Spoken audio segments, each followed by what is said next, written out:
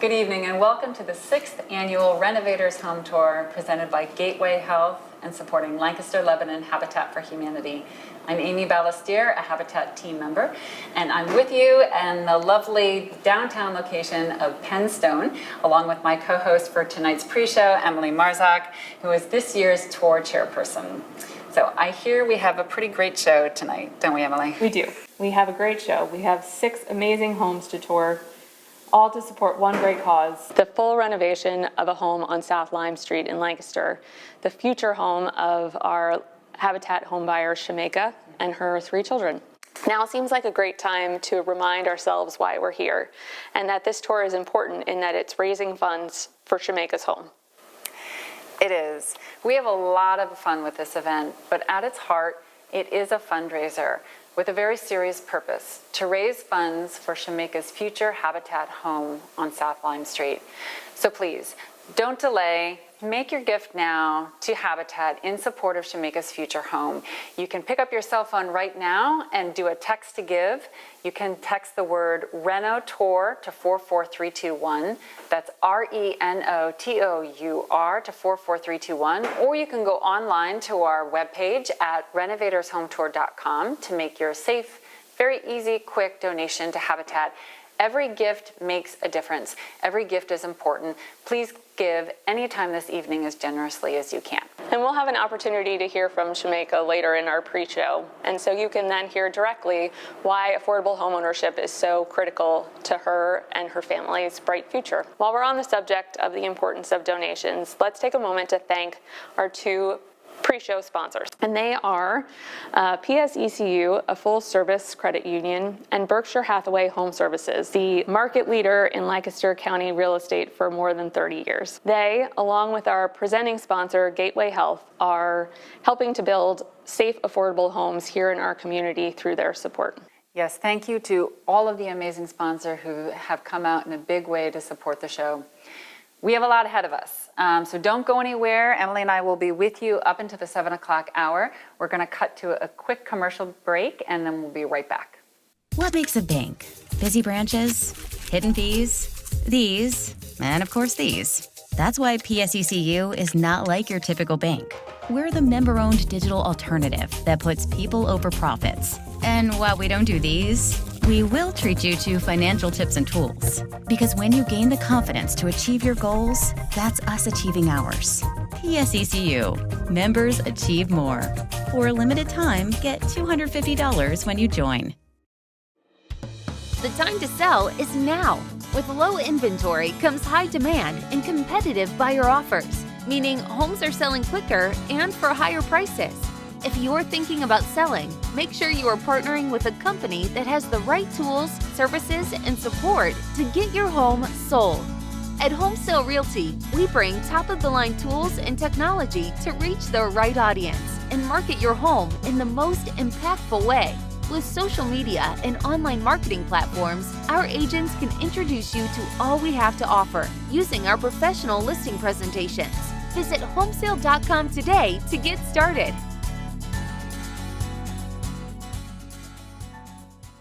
Thanks again to our pre-show sponsors, PSECU and Berkshire Hathaway Home Services.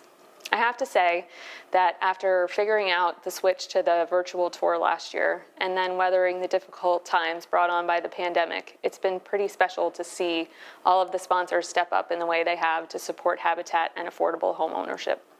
It's true. Thank you to all of our sponsors who are helping to make this year's event happen. Now also seems like a good time to thank our amazing, nimble committee. You all are wonderful ambassadors for Habitat, and you've done an outstanding job bringing attention to the need for affordable housing and raising funds for Shameka's home. Yes, thank you so much to our committee.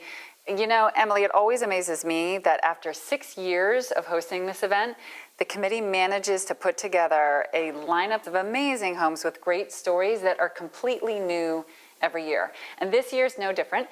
We have 6 homes that we're going to be seeing and touring through tonight. Each one of them unique, each one of them with their own story. We've got several family homes that have really grown and evolved over the years alongside of their children. We have a home that is really a life and lifestyle renovation for a couple who came together. We also have a farmhouse from the 1800s that the couple came back to and updated so that it's more modern and functional for today's living. And we also have a church that has been transformed into a city home for a couple here in Lancaster. So lots of great, unique things ahead of us. It really is a great tour, and we owe a huge thank you to all of our homeowners for opening up their doors and sharing their special homes with us. And we can't forget Ian Sanchez Erasme, who is our tour host extraordinaire, who leads the way from home to home in only the way that he knows how and does it best. Thank you, Ian. I understand, Emily, that all of his fame and stardom from last year has really kind of changed his life. It really has, and we are so lucky to have Ian back as host this year because he is one busy guy. In addition to hosting for us, he works at Restore, and you can catch his daily live Facebook posts where he's showing off the store's inventory. He has quite a following, and he produces music as Pink Eye. Pink Eye with an I, and it's really good. Have you listened? I have. I've listened to a few tracks on Spotify, so you can find him there. So we are so glad to have Ian for our host, and I got a chance to catch up with him about his life and his new Habitat fame. And let's cut to that video now. Ian?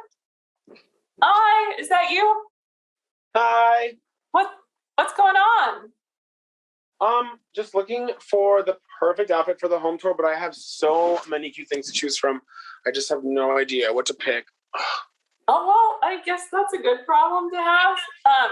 Can I help you? Maybe? What do you think of this one? Maybe not the level of seriousness that we want to convey, but, keep it in the running. Frankly, Ian, I don't really care too much what you wear. I'm just so excited to have you back as our host again this year. Thank you. You were amazing last year. You have quite the following, huh? Well, honestly, it's hard to get around anymore. I mean, I'm just getting booked everywhere after last year's home tour. I mean, it was just a smash hit. So, I mean, yeah, but I'm excited that I can still find time to help Habitat, even though I'm just wildly rich and famous. I mean, I still can find a little bit of time to, be a good soul. So, well, yeah. We really appreciate that. Is there anything in particular that you're looking forward to for this year's tour? I would say all the exciting ways that bathrooms can be cute and stuff, all the different designers and stuff. And, bathrooms are just really intimate places. They're small but sweet. Yes.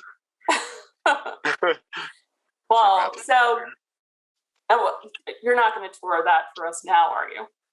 No. Okay. Well, so I know it's risky for you, given that you can't even get a latte anymore without being hounded to put your location out there. But do you have any projects going on these days, or that you want to share with us, or tell us where your adoring fans can find you? Yes. Well, I make pop music, and you can always stay up to date. Yes, Pink Eye. My name is Pink Eye, Pinki. You can always stay up to date with my music and stuff by following me on Instagram. It's at Real Pink Eyes, like not fake pink eyes, but real pink eyes. Real Pink Eyes, but I with an I. No. It's okay. Everyone says that. That's you learn the hard way that Instagram handles are so important. But all right, Real Pink Eyes spelled out. Yeah, Real Pink Eyes. Yeah. Okay, got it. Thanks for clarifying. So, how are you on the outfit decision? Oh, I'll just pick something last minute. I might go with this shirt here. I don't know if you can see it in the light. Oh yeah, silk, nice. Yes. Very so just gotta find a jacket to put over it, and my room's a hot mess, but it's okay. I'll get the servants to clean it up. Well, the maids. Giving your fame, yes. Well, I look forward to see what you pick night of.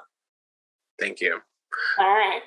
Well, thanks again for being host, Ian. We'll see you soon. All right. Bye. Bye.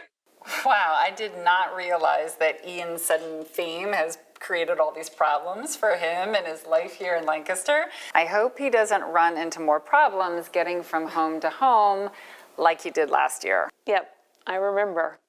Well, we'll all get a chance to see shortly.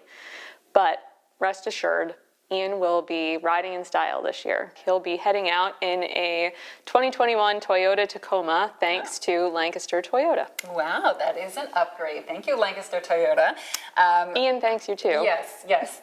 And more festive news. So as Ian is zipping around in his Toyota Tacoma, we know that we have lots of people who are also having some fun tonight and having viewing parties of their own. So thank you for everyone who's getting together, whether you are there with your bowl of snacks or you're with a bunch of people. We really appreciate you coming and joining together to watch our tour. You can see around the screen, we have some people who are throwing some viewing parties. So hello everyone, thank you so much for being here tonight. Hi everyone, so nice to see you coming together to support Habitat.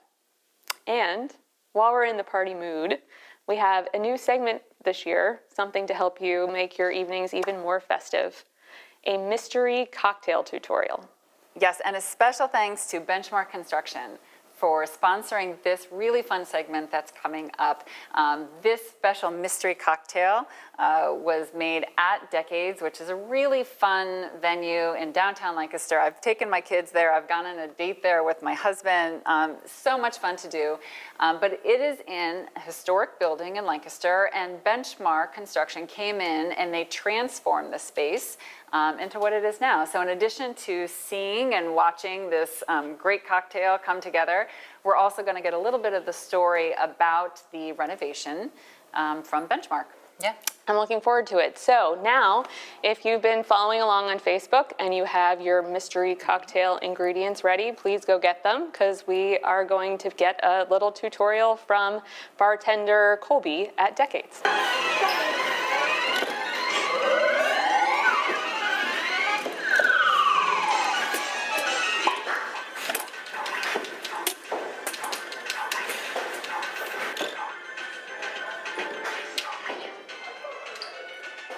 Hi, this is Colby from Decades, and today we're going to make a cocktail, or at least our version of the Blue Hawaiian. So you want to start with getting a shaker, your ingredients, and your glassware.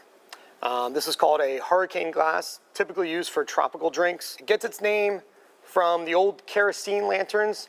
They had this glass shape over top of the flame to prevent it from blowing out. Actually, it looks a little something like this. The hurricane force winds would come in, but it wouldn't blow out the candle, and therefore that got the name called a hurricane glass, which is where we get our cocktail glass from today, with that similar shape and style. So today we're going to use 3 ounces of pineapple juice. We're going to use 1 ounce of orange juice, and this is freshly squeezed lime juice.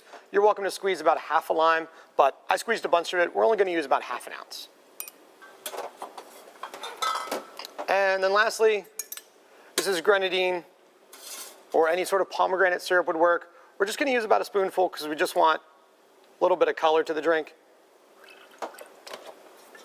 Then we're going to use Captain Morgan spiced rum. Any spiced rum will do. We're going to do about 1 ounce. And we're going to do Malibu. It's a coconut rum.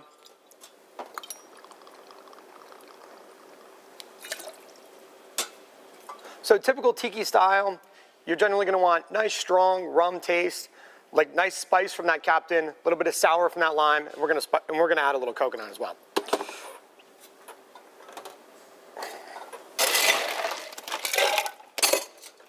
We're going to give this a good shake. You're going to want to shake till it frosts on the outside of your shaker, or until you feel comfortable. So as you can see, I have a nice frost on the side of my shaker. Makes me know that the drink is nice and cold and ready to go. So tiki drinks generally like crushed ice. So we have some crushed ice here. We're going to use it for our cocktail today. But if you don't, cubed ice is fine now.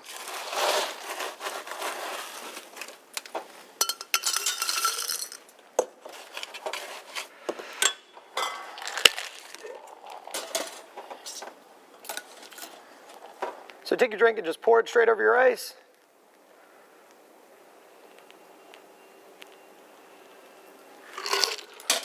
And then the final touch, blue curacao. Blue curacao comes from an island just north of South America called Curacao. They use La Raja oranges there to make the blue curacao, so it has a really nice orange flavor. La Raja oranges are originally Valencia oranges that came from the Spanish in 1499. Nobody really touched those oranges for a long time because the climate made them really bitter. However, a local person decided to take the peels and distill them, and then we get the famous liquor that we have today. And it comes in many colors. You're probably most familiar with blue, but curacao also comes in red, green, yellow, and white. But the blue got most famous from an Elvis movie called The Blue Hawaiian, and that's the most common one you'll see today. And no drink is complete without a nice garnish. So we're gonna throw a nice little pineapple wedge on there. Got a little pineapple leaf for the back here. I like to throw a little spoon in there because sometimes it's nice to stir it up as the drink starts to melt a little bit.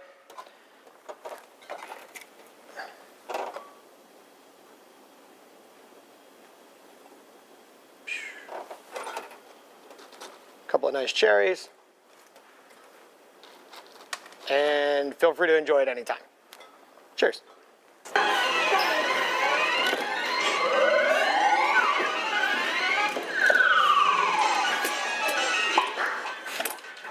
Hi everyone, Ryan McCreary, board member with Lancaster Lebanon Habitat for Humanity, also work for Benchmark Construction. Just as Habitat builds and renovates within our community, Benchmark works to do the same. A great example of this is where we are today, Decades in Lancaster, which is a unique property that we wanted to highlight the historical aspects of the building while constructing the new restaurant, bar, bowling, and arcade. So a little bit about Decades. The drill hall, which is what the main dining area is located, was originally built in 1928. It's 15,000 square feet. It has seating for 224 taps at the bar. One of the main focuses of ours was maintaining the really cool aspects of this building during the project. And so we wanted to highlight the existing wood floors, glazed tile on the walls, and the barrel ceilings. So we feel that this is a really great example of reimagining historical buildings within our community. We hope you all take the opportunity to visit Decades and enjoy the show. Welcome back to the Rennovators Home Tour pre-show. I am Emily Marzak, and I am joined here by Amy Ballastier, Habitat team member. We are at Penn Stone in downtown Lancaster. And actually, Amy, I think I caught you doing a little shopping during the last... Well, I did, Emily. I found this cute little cricket that I think needs to be in my life. Oh, he is adorable. Yeah. This has been a treat being here. So lots of great stuff at Penn Stone, all for your outdoor living space. We don't have the temptation of cocktails, but we have lots of shopping to do. Right. No, this has been a treat and a lot of fun. And Emily and I will be here with you until the 7 o'clock hour when our tour begins. But don't go away after the tour ends because we also have the announcement of our raffle winners. So there will be a big reveal at the end of the show. So stick around for that. Whether you've purchased raffle tickets or are making a donation tonight, keep in mind that all contributions are going to support the renovation of Shemeka's home. And Shemeka is one of 12 Habitat home buyers currently working through our first-time home buyers program. And you'll hear in her story, which we'll cut to in just a minute, she sat down with me and we talked a little bit to share why she is pursuing home ownership through Habitat. And there's lots of reasons why families want to achieve home ownership. It could be that their homes are unhealthy, they're unsafe, or they're unaffordable. And Shemeka is just one of many people in our community who are seeking affordable home ownership. So the need is out there. So we're really grateful for Shemeka, who took the time to sit down and tell us a little bit about her journey to home ownership. Thank you, Shemeka, for sitting down with me to talk about your journey to Habitat home ownership.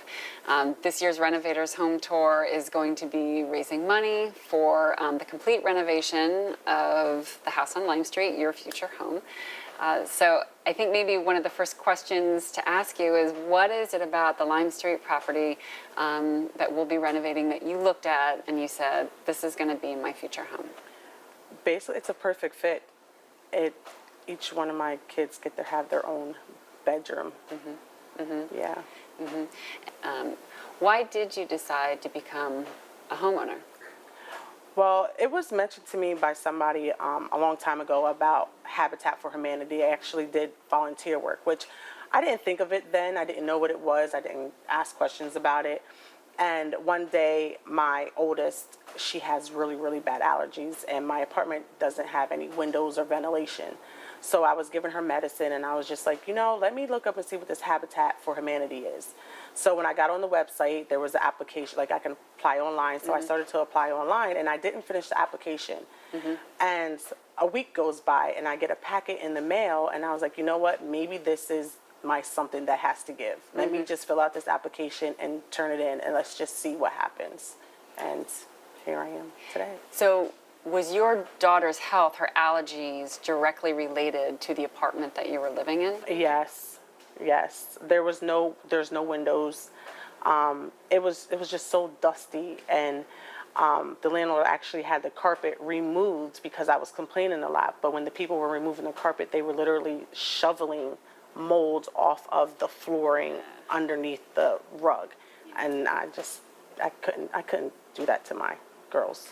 So, and I think you mentioned to me you're about a block away from your grandmother. Yes, my grandmother lives literally a block away, which makes it even easier because if school cancels or closes because of snow, or it's a half day or something, my grandmother can pick up my children literally across the street at the school.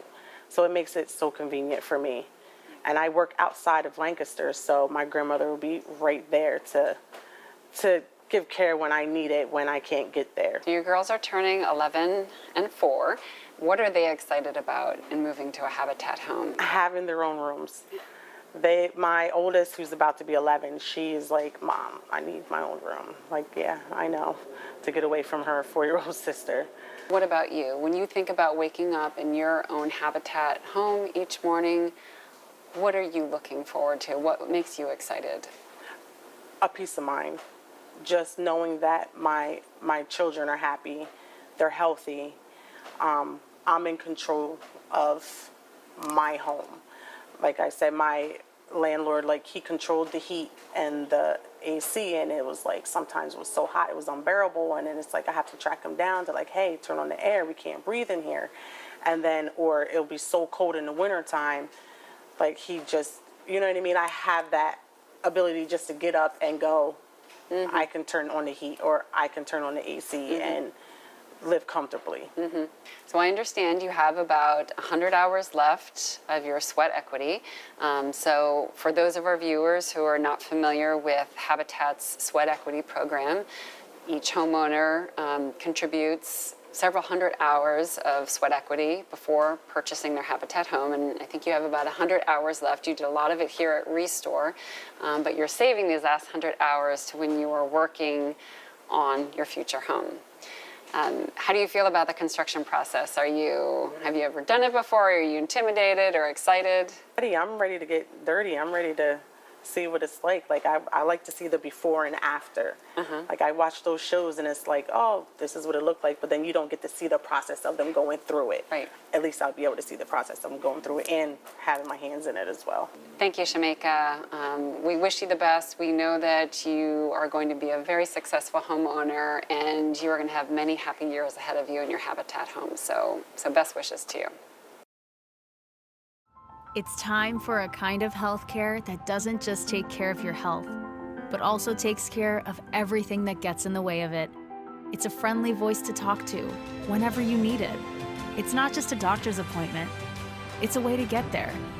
It's help finding a job and an affordable place to call home, because those things affect health too. Welcome to a better, more caring healthcare. Welcome to Whole Care. Thank you for that interview, Amy, and Shamika, thank you.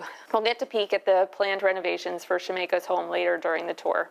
And we all look forward to the day when we can celebrate with Shamika and her family that their new Habitat home is move-in ready. Okay, we're almost there. It's almost time to start our tour. But before we do, there's some pretty important people that we have to thank. We'd like to thank our presenting sponsor, Gateway Health, for supporting this year's event, and to all of the amazing businesses and sponsors who came in to help our tour and make it happen this year. And hats off to our tour committee, including our host, Ian Sanchez Erasme, and to all of the homeowners who opened up their doors to us. Thank you. I also want to give a big shout out to David at Eastern Webcast Services, who's behind the scenes now, making sure that we can get our tour out to you as seamlessly as possible. And there's no way that we could have done tonight's show without the incredibly talented Ben Mathis, our very own Restore manager and the cameraman and director behind this evening's production. Thank you, Ben, and thank you for all of the many, many hours that you put into this year's event. Yes, thank you, Ben. We're so lucky to have you and your talented self involved with this tour. So, without further ado, Amy, are we ready? We're ready. Presenting on behalf of Lancaster Lebanon Habitat for Humanity and the tour committee, the 2021 Rennovators Home Tour.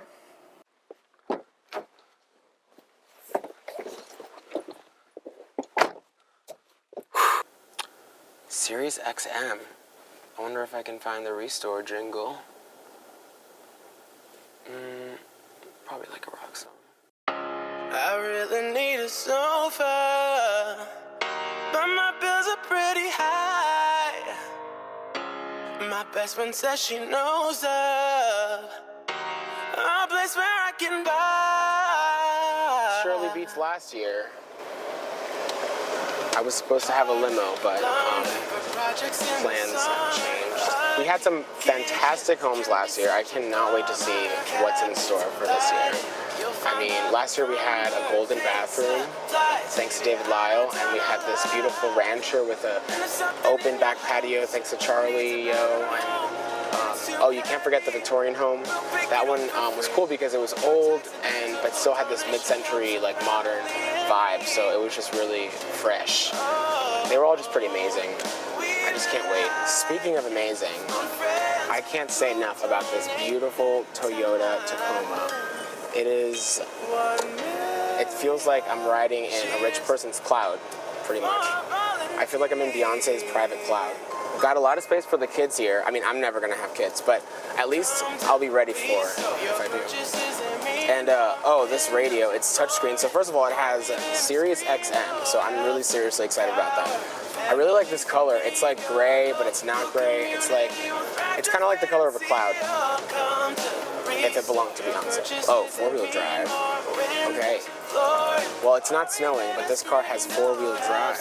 I might just turn it on for the fun of it.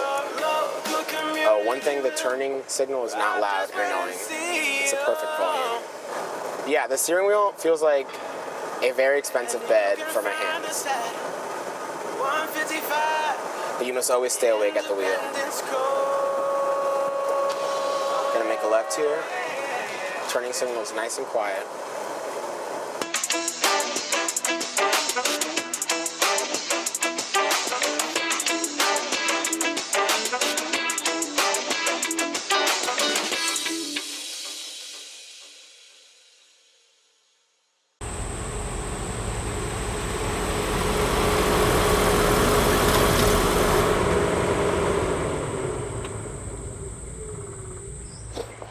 Hi, I'm Ian. Hi, Ian. I'm Pia, and this is my husband, Mitch. Hey, Ian. Nice to meet you. Nice to meet you too. Welcome.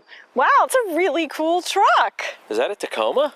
Yes, it was generously donated by one of our sponsors, Lancaster Toyota. Cool. Very Looks nice. great.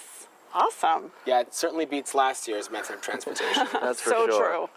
Hey, our architect's inside, Greg Scott. He'd be happy to show you around the house with us. All right, come let's in. get Come on in. So this is the front door. One of the things I love is this little peek hole. It's original, and you can kind of peek and see who's coming to visit. So this is the only area downstairs that doesn't have hardwood. Right. This has this old This mosaic tile that we've been told is from one of the churches downtown was left over, but I've never confirmed that. And Yeah. also had this star, this Moravian star lamp. Yep. Which we've talked about changing, but we can't change because it just is part of the house. So Yep. I think it is original. yeah, Yeah. I think it's original, and we just want it to be part of And the house. as is the stair, oh my goodness. And this powder room we love. The former owners painted it in a 14 karat gold leaf paint.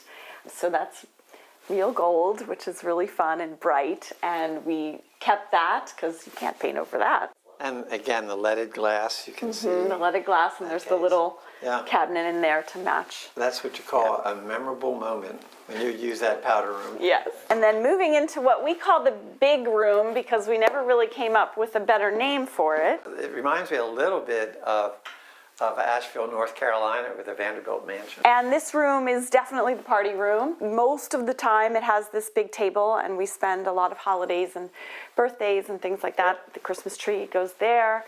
But it's a very convertible room, so this table can break down into little pieces, and we've had big screens to watch the Eagles win the Super Bowl. When the boys were little, in the winter, we would sometimes push all the furniture, and then they just had space to do their karate moves and things like that. So yeah, so this room has proven to originally be something we weren't quite sure what we wanted to do with it, and has ended up just being a multi-purpose.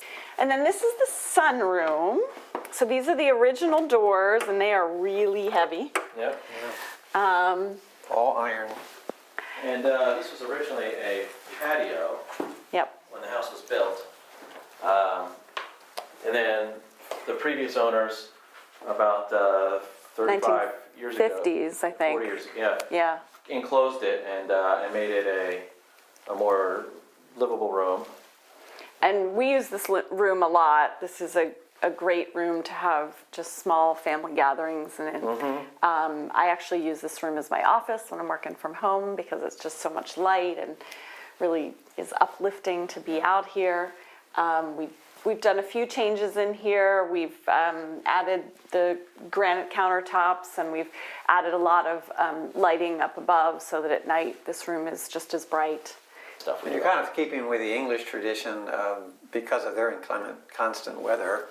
They always were projecting rooms into the gardens, so that they could actually feel that they're in the garden when they're in the house. The residence was designed for Guy Eby by an architect in Lancaster named Melvern Evans, Melvern R. Evans. He was the third generation of a four-generation family of architects in Lancaster.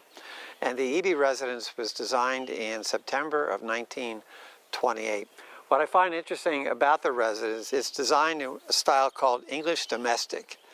And what's fascinating about these European styles in America is that they were actually brought here following World War I. That's when returning veterans had experienced for the first time the beauty of England and Germany and France, and when they returned to the United States, wanted that style here. One of the interesting design features on the English domestic is their use of heavy gauge slate.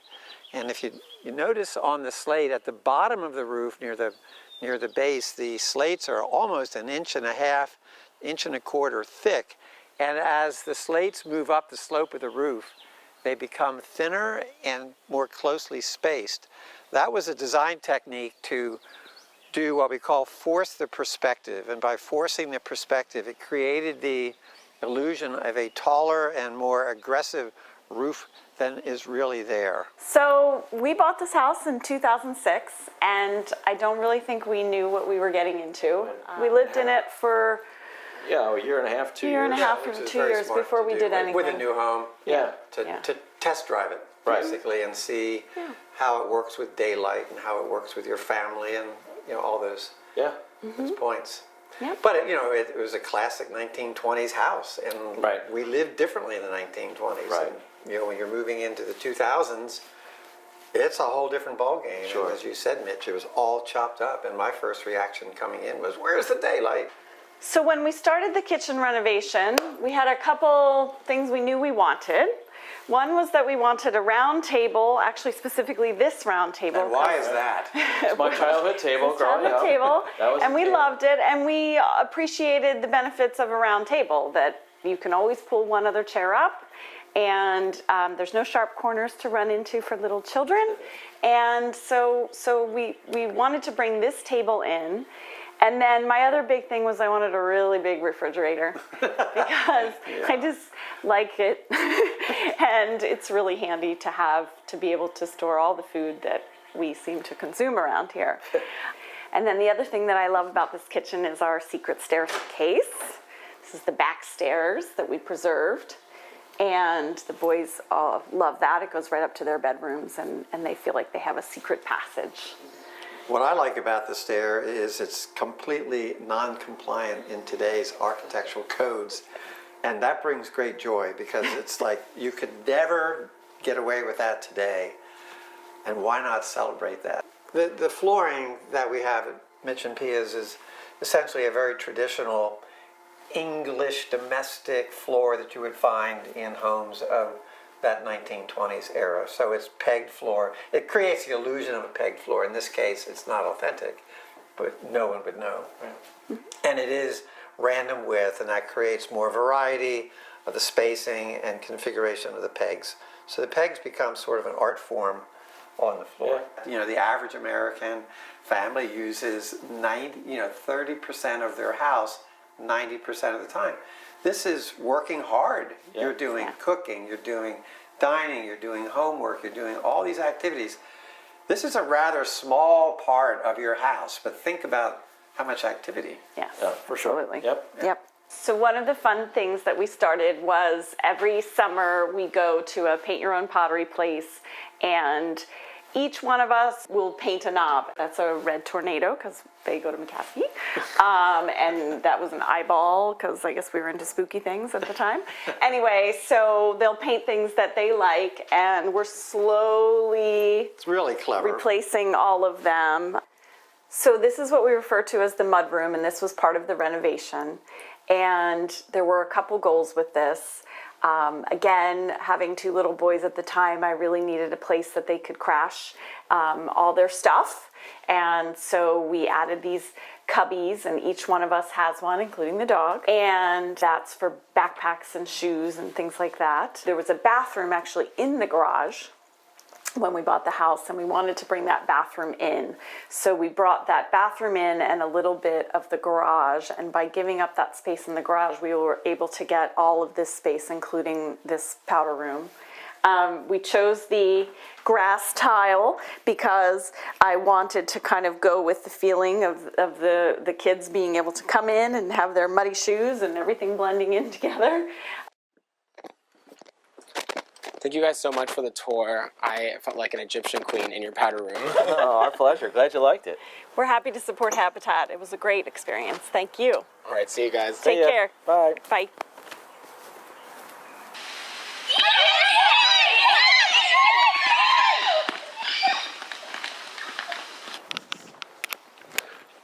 So we've just arrived at Cheryl and Ken's home, and we're about to meet Jared Erb, who was in charge of this brand new construction. Hey Jared, what's up? Hey man, thanks for coming. For sure. Yeah, we're gonna check out this home. It's about 2,800 square feet, 4 bedrooms, 2.5 baths, and we also finished a really nice space down in the basement we can see. Sweet. Let's go. My name's Jared Erb with Custom Home Group, and here we're at a new home that we built for a client. So this was a nice partnership between David Lau, thinking through the interior design, and us as Custom Home Group working through the exterior structure and the architecture of the house. And the first main space that you see is the great room area. Part of the goal here was to kind of bring the outdoor space in so that you'll see the two-sided fireplace, which is actually a see-through, which leads out to the screened-in porch. We also did nice, large, 8-foot-tall sliding glass doors on either side of the fireplace, just to kind of invite you to the outdoors. Sometimes the outdoor spaces are overlooked because we live in the Northeast, but you know, we do have 3 seasons out of the year that space can be used. So the fireplace is great on cooler nights. You can turn that on. Here you'll see a fun wall that we created with David. And one of the homeowners' passions is traveling. So this was just a great way to showcase some of the pieces that they found throughout the years traveling. Whether it was for leisure or volunteer medical work, this was just a fun wall to showcase those treasures. So in the great room, a common feature in new construction is having a 2-story high ceiling, but in their case, they really didn't need all that ceiling height, didn't want high windows because they're challenging to clean. So we brought the ceiling down to the 9-foot height, but we still wanted to add some extra detail. So as you can see here, we did kind of a minimalist coffered ceiling, tray coffered ceiling. You could use crown molding, but here we just kept a very clean line, basically with 2x4s and drywall, build it down, just give you a nice clean edge, which adds just really nice dimension on the ceiling. So So here you see the kitchen, and this really became the shining star of building the home. As we talked with Ken and Cheryl, they really have three passions. One is cooking and entertaining. The other is travel and also music. So we tried to design the home with those three things in mind. And with the kitchen, we actually took them on a tour of another home we built, which was pretty much just this section. It was kind of an L-shaped kitchen. The main sink was in the island. And then this whole area back here was actually for a breakfast table. It had sliding doors and no cabinetry, just area for a table. And David had the idea, hey, since you love cooking so much, we have all this extra space. We can add cabinetry here, enlarge the island for extra seating, and just give them a lot more of an open working space. So we did that, and it just turned out awesome. Just such a large space now. It gave us room for a larger 48-inch cooktop. You have the double wall ovens over here with the refrigerator, and then we have this little section here for a dry bar area. And we ended up moving the primary sink to the rear wall so we could fit a nice large window there to capture natural light. And we also incorporated a secondary prep sink in the island, which is nice and convenient because as you're cooking, you don't have to walk as far to the other sink. You have a secondary option right there. So kitchen islands, I would say, just keep getting larger and larger. In some ways, they have taken the place of that secondary kind of breakfast table area because, if you have the space and can make it large enough, you can have all your seating here. And most people tend to gravitate towards that center piece anyway. So we made this as large as we could, and it worked out great, kind of mirroring the cooktop and the hood, kind of centered on the island, which behind you is even centered in the whole room. So just create a nice flow, nice symmetry between both the kitchen and the entertaining space. So you may notice that we use two different type of tile backsplashes here. We actually picked this really nice one with some brass, almost metallic features in it, natural stone, which is again kind of the shining star of the space. And David thought it would be a little bit overwhelming if you did all of that everywhere. It kind of make this the focal point where the cooktop is. As we go around the perimeter, you'll see we toned it down by using a 2x4 subway tile, also natural stone, but a little more subtle just to kind of downplay the perimeter sides. And over here, you'll see the walk-in pantry. Pantry is another thing that has evolved and just, again, continues to get larger and larger. Folks used to talk about pantries meaning, a little 3x4 area, but here it's almost a whole second room. I think it's 7x11, large enough that we could fit the secondary refrigerator and freezer in this space. So a lot of times people put it in the garage, they put it out or down in the basement. But since they love cooking, it worked out great to just put those both here in the pantry. And we also incorporated a pocket door so we can close that off. And pocket doors work great for spaces like this where you're going to keep it open 90% of the time. So here we're out on this great covered screen porch area. Again, here's the two-sided fireplace looking into the great room.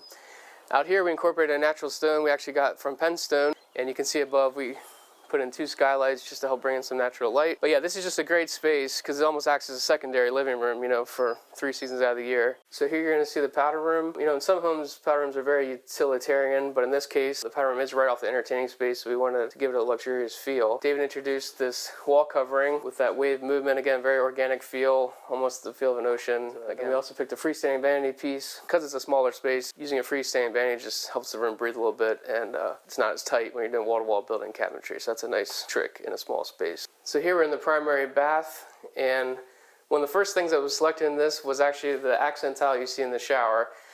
And the homeowners found this one day when they were out and about, and they just loved it because it again looks like the ocean, looks like water, reminded them of travel. So they brought that to David and I in a meeting, and the conversation started off about doing a larger area, maybe the whole floor, a big backsplash, and David thought it would work great to almost be like a vertical waterfall piece in the shower. So as you see that, again, it's kind of tucked away, but just, it's a nice reminder every day when you're in there bathing, you can see this tile that you love and, again, remind you of the ocean and traveling, so it's a great feature. So here at their vanities, they like the idea of a combined vanity, but wanted some kind of visual separation. So they had the idea to put a cabinet on top of the countertop, just for convenience. We have an electrical outlet in there for charging things, and it's just nice because it's all at eye level instead of reaching down below your cabinets. That's a nice design feature. Another thing we did was raise the backsplash height a little bit higher. Typically in homes you see a 4-inch high backsplash. Here we went 8 inches, again just to tie it all together and help protect against any splashing against the mirror. So another fun thing we did in this bathroom project was one day Cheryl called me and she said she wanted to surprise Ken because his feet are always cold. So this has a tile floor, and we don't often do heated floors, but in this case, we decided to do a heated floor to surprise Ken. So we kept it off all the paperwork. I had to call the electrician on the side, make sure he could install it, get the mud bed on before Ken would notice. But then on Christmas Eve, showed me the sign and brought him in here and gave him his Christmas present of the heated floors. So as you can see here, we finished a great space in their basement. Like I said, one of their passions is music. So we wanted to create a space to practice and play music with their friends. And it's worked out to be a very nice and inviting space. Here you can see a space that we ended up utilizing underneath the basement stairs. So oftentimes that would be drywalled across and basically wasted space. But we opened this up to create floating shelves, again, a little bench area, just a cute space you can put things. So again, as you're remodeling or thinking about building, don't forget about spaces like this, because they can add a lot of interest and can gain you valuable space in the room. Wow, thanks so much for the tour. I loved the music room especially. Oh, thank you. It was a pleasure to have you. We love showing you around.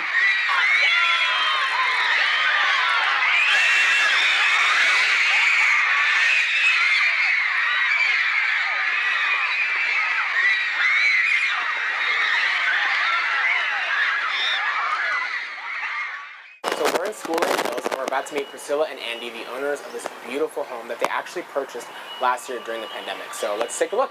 Hey Ian, how's it going? Going well. Hi, how are you? Doing well. Well, thanks for having us. Absolutely. Tell us about this home and like the whole process of renovating and all that good stuff. Yeah, so we first walked this house about a year ago, probably March, February timeframe. The home had been completely flooded, so all the flooring was ripped out, all the drywall was ripped out, the cabinets were all off the walls. So it was a bit of a work in progress. The builders who had purchased it, Brentwood, also did all the renovations throughout the space, and we worked with them through the entire process. They walked us through this kind of ugly looking spot. Fortunately, I work for Benchmark Construction locally, so I could kind of see past all the wreckage of the flood to see what this space could be, and the excitement we had of when I first walked it and knowing what it could be. I made an immediate phone call to Priscilla at the time and said, hey, this is the spot for us. So. Yeah, and we lived in the neighborhood before, so we love this area, but this definitely gave us a lot more space. We have two little boys, Ben and Sam, and this was definitely something that we've been waiting just to have that opportunity to move to a larger home and put our touches in the design aspect of it. So yeah, it was a fun process. Yeah, it was awesome. Great, well, let's get started. Absolutely.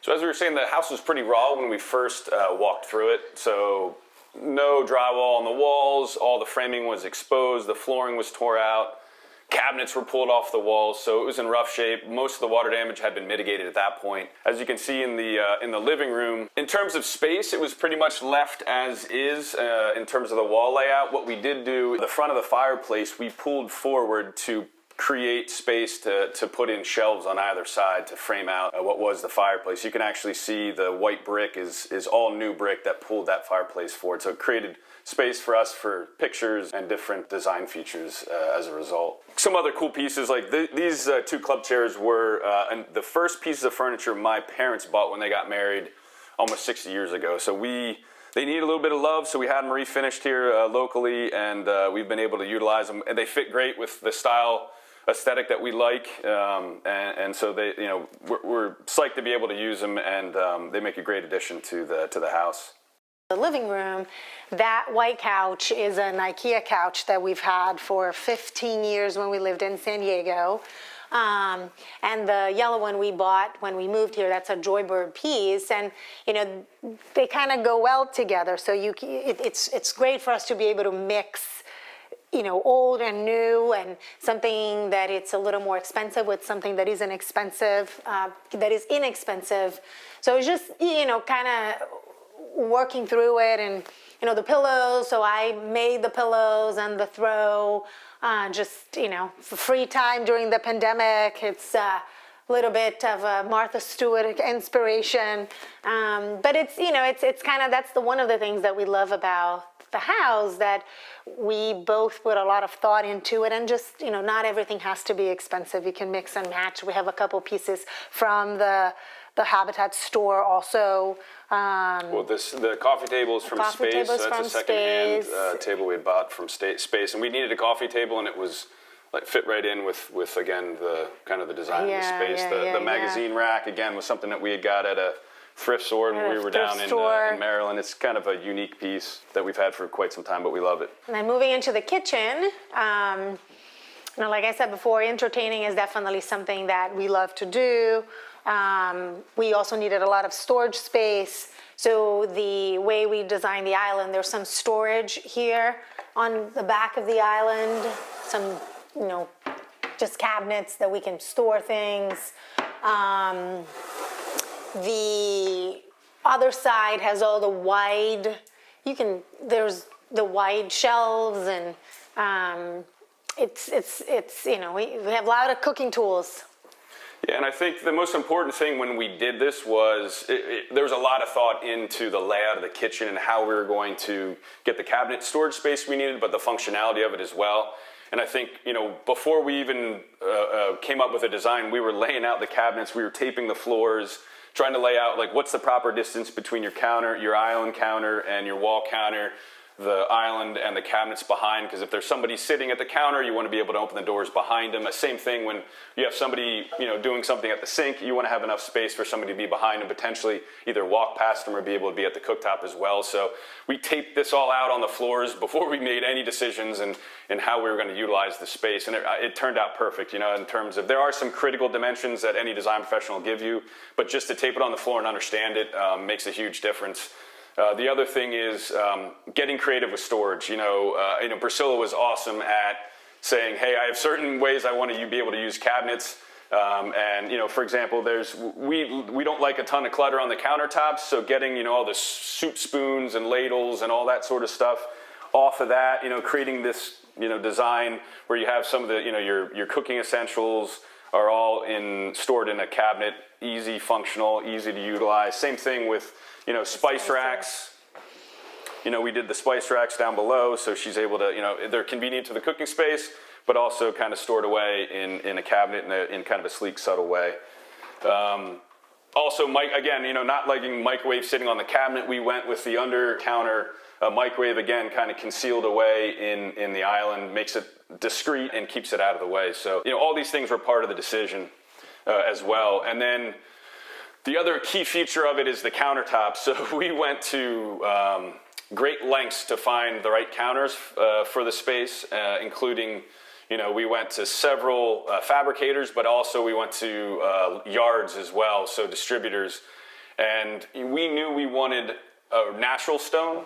We wanted to stay away from marble. This is quartzite. And we wanted it white and somewhat clean because a lot of the white granites are a bit busy for us and a bit busy for the space. So finding this was important. So when we first went to look at this particular slab, it's set up vertical in the warehouse and the light typically isn't the best. So when it actually showed up on site, it was much creamier than we had anticipated. So we had a little bit of buyer's remorse when we first got here, and especially too, looking at the backsplash, we had a piece of tile, which was the real white tile. So we were nervous that, it's gonna be too white for what is a little bit creamy. And then it all kind of turned out because as you can see on the backsplash, there's some creaminess in that, and it really blended well with the material that we had selected, and we love it. We love the kind of inconsistency and the natural variation. Also the like cabinet pulls, the handles and knobs that are throughout the space. Trying to match the finishes up with your plumbing fixtures. I mean, that can be painful as well. Going to great lengths to finding, a lot of research goes into that and finding the right product. We wanted, again, oversized. We like the look of the oversized handles, so we went with that as well as the concealing the refrigerator also is another one that, Andy wanted to not see the refrigerator, so we went with a counter depth, which was a little smaller than a regular one. We had to get used to not having as much fridge space, but I think we're good now. Yeah, it's just you're going to the store a little bit more than you used to. We are going to the store a little bit more than we used to. Yes. And then as we move through here, when we first walked through the space coming in the back door, the basement door was straight ahead. So as you came in, I'd be walking down into the basement steps right here, which segregated this space in the back off, so it became a bit hard to use. So one of the recommendations of a friend of ours who's a design professional as well was to turn the stairs around to allow greater openness from what is now our kind of informal family room into the kitchen. And it made a huge difference just swapping the stairs around like that. And it was not, not overly challenging. So it was a great decision that it creates that open flow that we really wanted. So that moving that stairs around became a big part of it. The other one that was your idea was to have, again, just trying to conceal the mess, and especially with the kids, was the media drawer.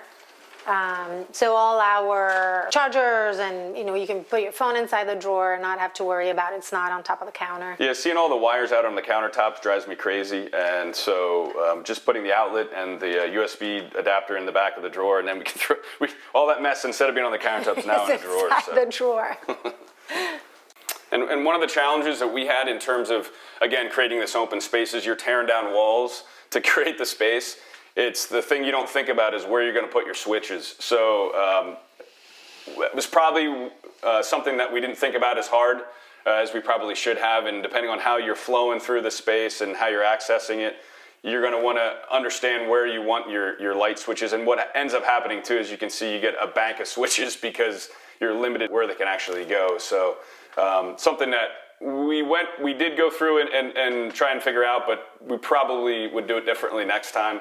But it's something to talk about with your contractor, your electrician that's doing the work as to what makes sense. And honestly, at the time, I don't think understood how we were going to move about the space as well as we do now after having lived here for almost a year. So. Thanks so much for the tour. It was beautiful. Loved the fireplace. Absolutely. You're welcome. Thanks it's great for having coming. you. Yeah, Bye. see ya. Well, I guess I'll just get an Uber. Hey, I know you. You're that little girl who sold me an overpriced cup of lemonade last year. I quit that business. The overhead was killing me. And besides, have you seen the price of citrus these days? It's incredible. Well, I'm sort of in need of a ride. You think you could help out? That'll be $50.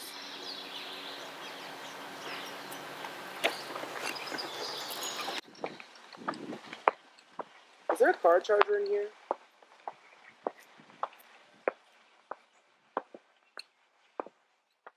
I'm at the site of Shemeka's family's future habitat home, and this year's Rennovators home tour will help to renovate the site. To tell us about this, we have Andrew Soleil, the executive director, and John Newman, the director of construction.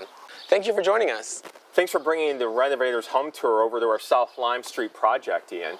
We're actually at the tipping point of making this house safe, warm, dry, and affordable for Shemeka.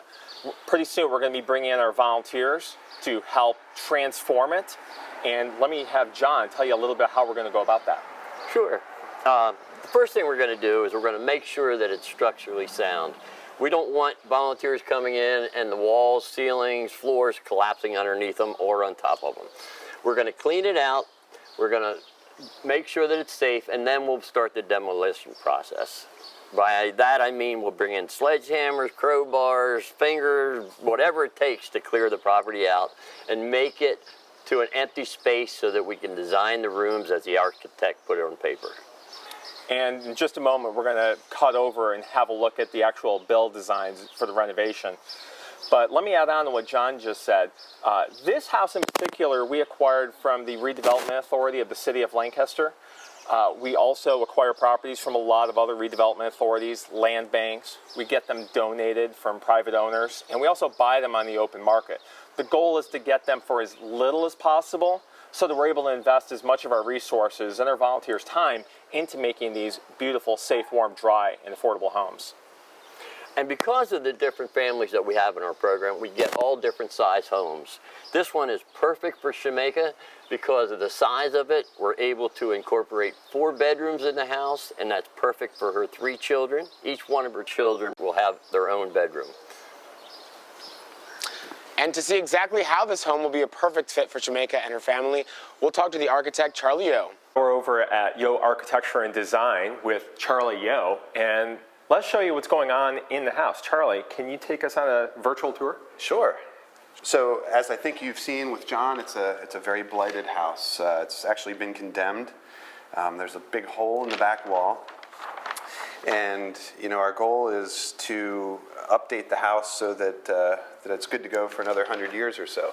Yeah, on the first floor, currently there's a living room and a dining room. We're actually opening that up and creating one big, large, flexible space so that the kitchen actually opens up into those spaces. This is a rendering here that indicates how that might flow in the future. So you get the open stair into those spaces and lots of daylight coming in from multiple angles. This is a view from the kitchen looking back, but again, you get a sense of the natural light that'll be coming in. In the kitchen space, you'll see again lots of natural light, big open area, lots of flexibility for family and friends to visit. There's also a powder room in the back, so it is a home that is good for entertaining. We're actually restructuring the deck in the back of the house, again to make it safer, but have a nice entry point from the rear of the house. Well, Charlie, thanks so much for plotting out our plans so we can see this project going from blight to a beautiful home. Thank you very much. Yeah, you're welcome. It's a pleasure. That was a great behind-the-scenes look at a habitat renovation. Absolutely. I'm Emily Marzak, chair of this year's Rennovators Home Tour, and I'm joined here tonight with Dante Swinton, who is a member of Lancaster Lebanon Habitat for Humanity's board. We want to thank you for tuning in, and also ask that you consider joining us in making a gift to support Habitat. It makes me proud to support Habitat, knowing that my contribution will help families in our communities realize the dream of home ownership. Your gift tonight will help in the rehabilitation of Shamika's home on South Lime Street. You've seen what we have planned for the renovation of the home on Lime Street. If you're able, please make a gift tonight to help make those plans a reality. Having safe, affordable housing is huge. It helps our families thrive. I mean, we see it all the time. It allows them to provide tuition to send their kids to college. It helps them afford medical needs, if you will. All sorts of things that you and I may take for granted. Tonight, please help us in bringing a brighter future to our families with your contribution. So if you're ready to give, text this number now. Thank you for joining us, and more importantly, thank you for allowing a Habitat family member realize their dream of home ownership. Thank you. And back to the tour. Hey, Ian. Hey, Charlie. Nice to see you. Good to see you. I'm here with Charlie Yo, the co-owner of Capstone Design Build and the architect for this beautiful project. This house looks amazing. Thank you. Yeah, it's a centuries-old farmhouse. It was a really interesting project, a lot of fun to work on. I'm really excited to show you around. All right, let's take a look. Okay. I'm standing here with Joe Devine. Joe's the owner of the property. He approached us a few years ago with a really interesting project. Joe, do you want to talk about the site? Interestingly enough, this property has been in my wife's family for, 4 generations. So we were able to take ownership of it, and we had these grand plans to kind of build our forever home. So we started with a survey. We're on about 35 acres, and we really wanted to know, where the boundaries were. Along with that, we did a land management plan. It's very important to us. Habitat creation, invasive species remediation, just general stewardship of the property was very important. The landscaping here is all native plants. We worked alongside a great outfit called Earthbound Artisan, and they've really helped us, put in place plants that the wildlife can thrive on.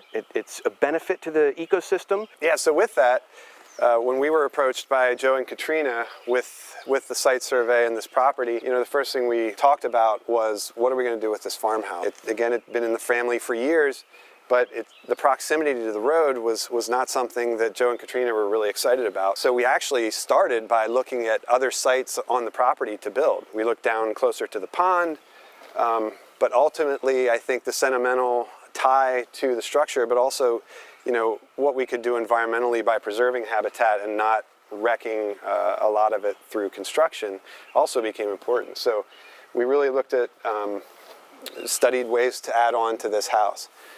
So the thing, a couple goals were we knew we didn't want our addition to dominate the facade of the existing house from the street. So our ridge lines, all of our roof lines are actually below the existing house. The other thing is Katrina really was interested in having a wraparound farmhouse porch, but again, we didn't want that out to the street, so we created, the addition is intended to look almost like a framed addition on the back. And then there's another structure to the back that we call the Viking Hall that we wanted to do in a different material. Again, we wanted to express the shape of the inside of that room from the outside.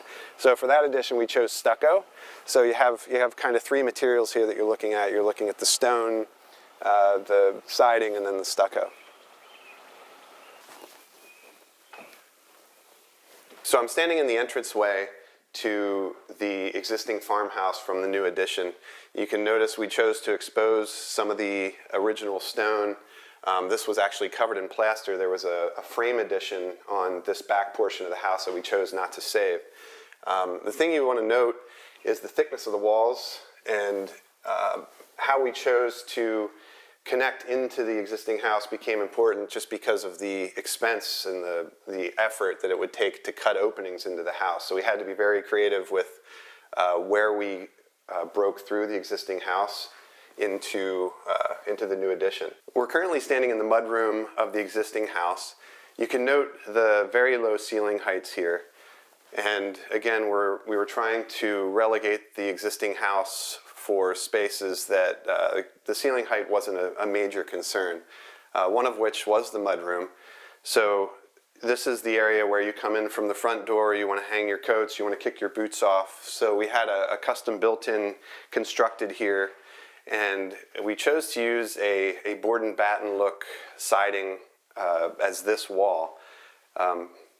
One for the appearance. The second is we knew on this side we wanted to create a hidden door into the office space. So I'm currently standing in the office of the existing farmhouse. And what we chose to do here, again, we were fighting ceiling heights. So we chose to open up this half of the farmhouse into a double height space. And it does a lot of great things. It lets more natural light in through the thick walls and the small openings. But it also creates a very special space for them to use as their home office, as Joe and Katrina both work from home. So I'm standing in what was the former living room of the existing house. So there was a fireplace here. So we highlighted the fireplace with some high, impactful trim. With the double height space, we saw the opportunity to provide some additional functional area on the upper level. So we did create a loft with some additional shelving and an area just to sit and read a book.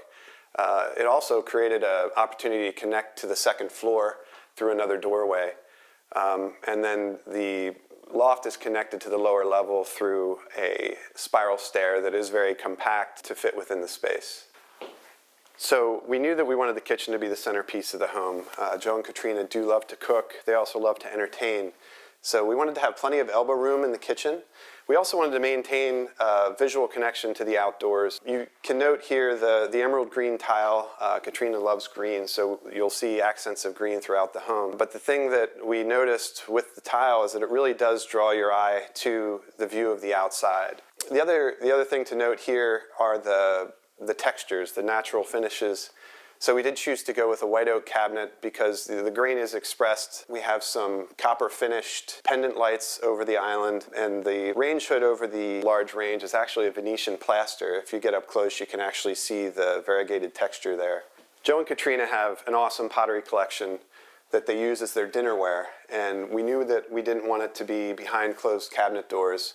So we created this built-in with glass doors and lighting to feature the pottery that they use on a day-to-day basis. Behind the built-in, we also integrated a pantry for additional storage. They have some wine storage in there as well. But they also do a lot of canning. So there's a stainless steel countertop that really forms an extension of the kitchen, allows them to work in the pantry, still feel connected to the kitchen. So being as that we're trying to maintain a consistent theme throughout the house, tied to a centuries-old farmhouse that was characterized by simple trim details, we knew we wanted that to be a theme with how we created trim in the new house. So you'll note that there's not a lot of fancy OG and cove shapes. It's really simple pieces and parts put together to create some shadow lines and some interest. So when you have the food prepared, you have to have a place to eat it. And mentioning that Joe and Katrina like to entertain large groups, they really like to sit around the same table. So we had to create a room almost around the table. So this has affectionately been called the Viking Hall, mainly because of the size of the space and the volume. But the table really becomes the centerpiece of the room. The table was made by Jonathan Cologne, and it was made from a single piece of sycamore. You can note some of the Viking ship detail in the legs. Going back to our original intent to have a variety of textures and natural finishes, the hearth, again, because of the size of the space, had to be supersized, so to speak. So we have some Douglas fir timber. We also reintroduced the Venetian plaster. The floor that I'm standing on is a stamped concrete. We don't have a basement under here, so we actually have a geothermal heating system with radiant floor heat in this room. So that's a strategy to conserve energy, also make the room more comfortable, especially in a lofted area like this. You tend to lose your heat up into the ceiling space. So we knew that this section of the house, because of the volume that we were trying to create here, was going to create another form on the composition of the exterior of the house. And we wanted that to feel different both from the outside and the inside. So what we did is we made the walls extra thick. And we really wanted you to experience that thickness from the inside. So you can note, this is probably a good window to point this out on, the depth of the trim. And this ties back over to the existing house in that we did splay the jambs to accentuate the depth, but also let in a little bit more light. This window shape is interesting. This was a little bit of my tongue-in-cheek tie to the agricultural roots of this property. A lot of old barns used to have these slotted windows, but I also really like the way slotted windows tend to let streaks of daylight come into the space. In certain areas in the house, we knew we wanted to try to control some of the sunlight coming into the space, but we didn't want the automated blinds to be the feature. So we created a pocket for the automated blinds in this room. So when the blinds are fully up, you don't notice that they're in place.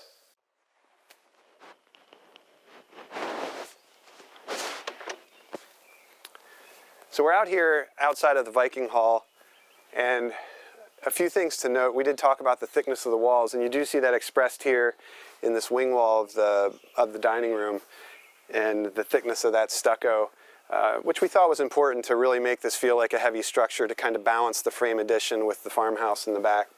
You also note the big window openings, and we're here on a summer day, and you can see the success of the overhang and shielding the windows from the summer sun. Wow, thank you. That was beautiful. Well, thank you. So I've been having a problem lately. My adoring fans don't let me get from home to home, so I'm looking for a disguise. That way they don't know it's me. Do you have any? Well, I probably shouldn't tell you this, but back in my former days as a CIA agent, I was known as a master of disguise. Okay, well, do you have a Star Child costume? I don't. Okay, what about the Demon? No. Band member of KISS? No. I'll just take a meat dress. I'm sorry, it's at the butcher getting trimmed. Why don't you have a Barney suit? No. Right, okay. What about a helmet and a fur coat? I could probably figure something out. No. What about, like, Spock? No. What about, like, a onesie covered in flamingos? No. Well, one time I was a grasshopper for Halloween. I could make that work again. Sorry. What about, like, a car mechanic? Do you have, like, a wrench? I could just... No. Okay. Door-to-door encyclopedia salesman? No. I could be Flo from Progressive. I'm sure you could, but no. You know, I make a dashing James Bond. I bet you do, but no. Mickey Mouse, right? You have that, right? Sorry. Okay. What do you have? Well, come to think of it, I do keep something with me in case I'm in a pinch. Thanks, Charlie. You bet. See you next year, Ian. They'll never know it's me.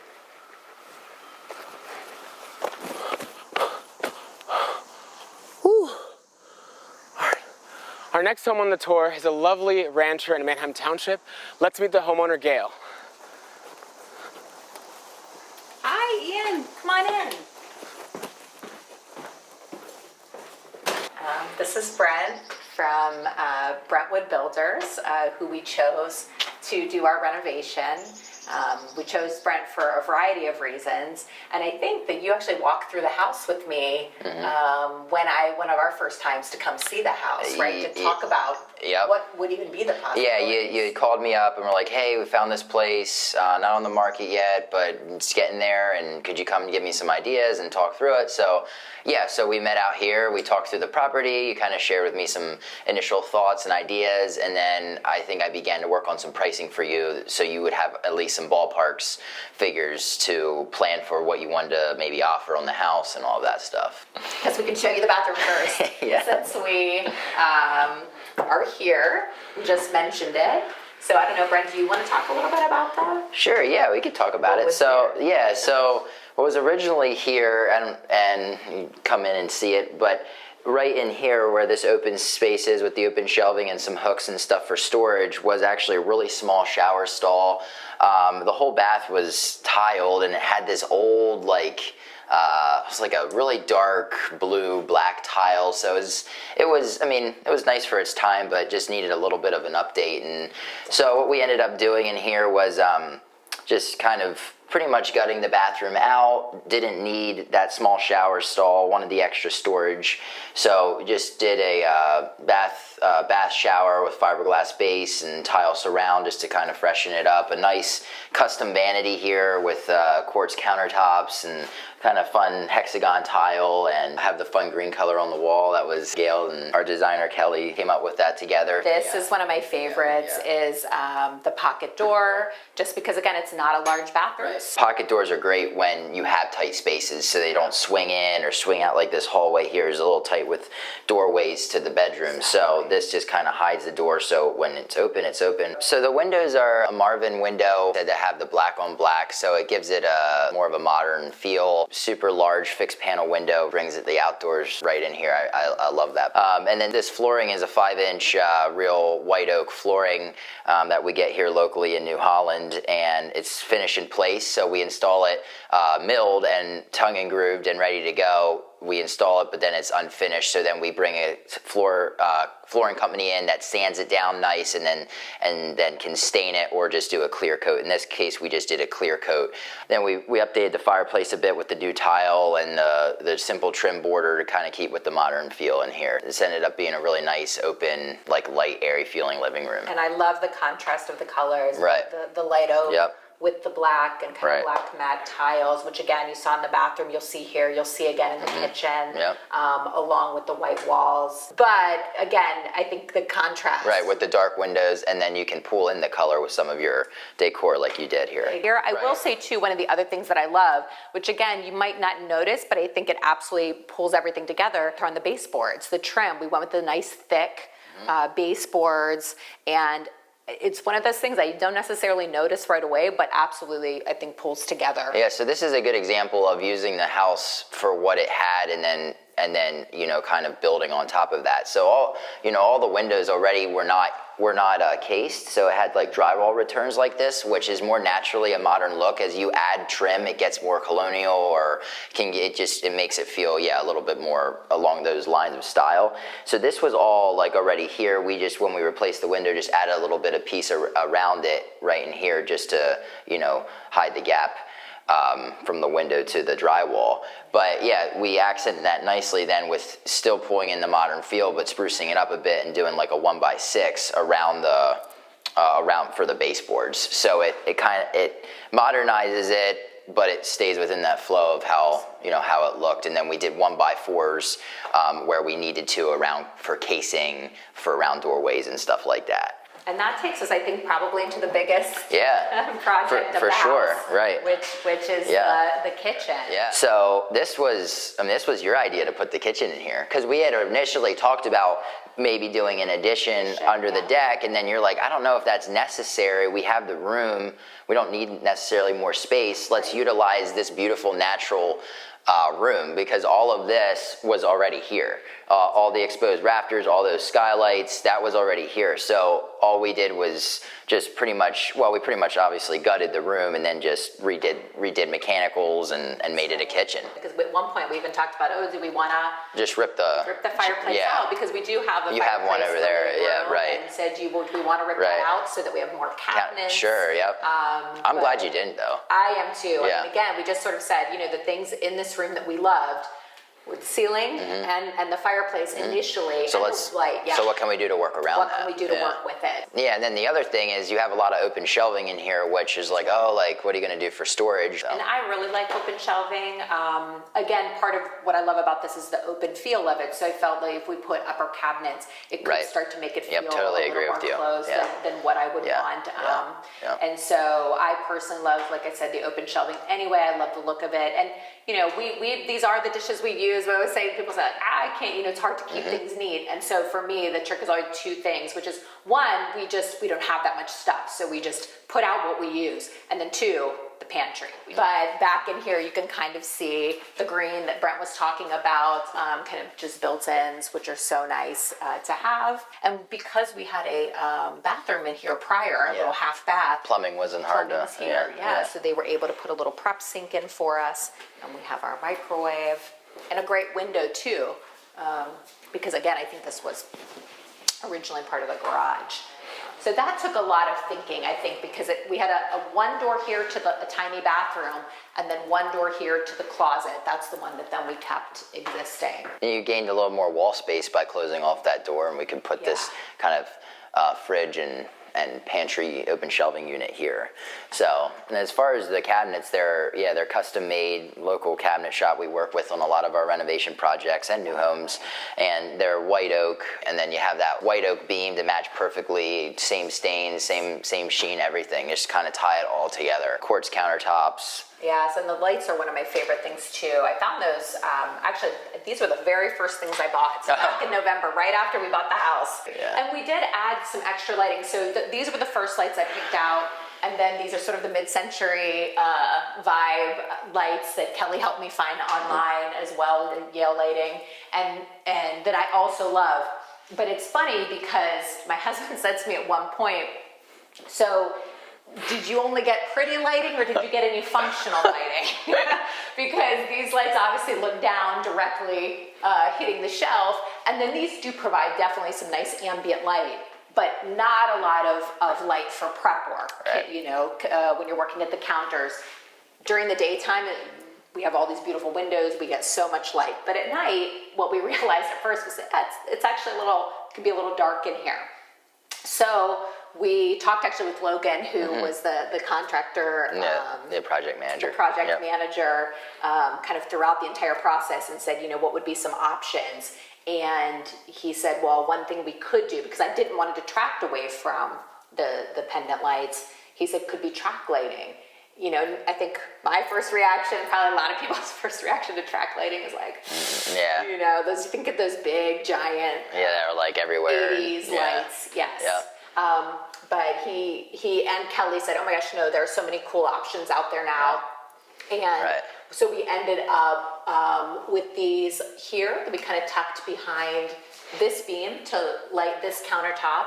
And then another set over there, chose white, obviously just to allow them to go ahead and blend in with the ceiling, did not want them to stick out too much or detract. Yeah, if you're just standing in the living room there or the dining room looking in, you can't even see them. So they blend in and hide perfectly, which is pretty cool.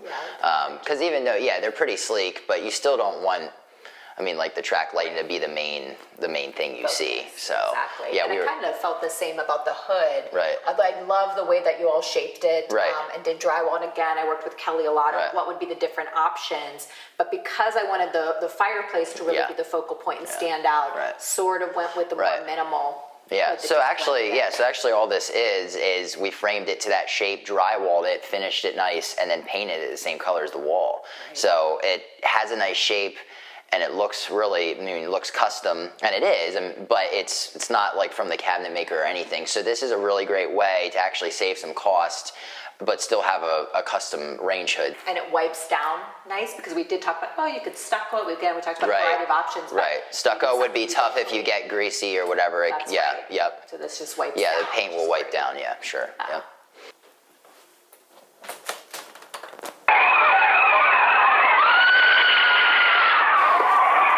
you so much, Gil. That was a beautiful tour. Oh, thank you so much for coming in. Good luck out there.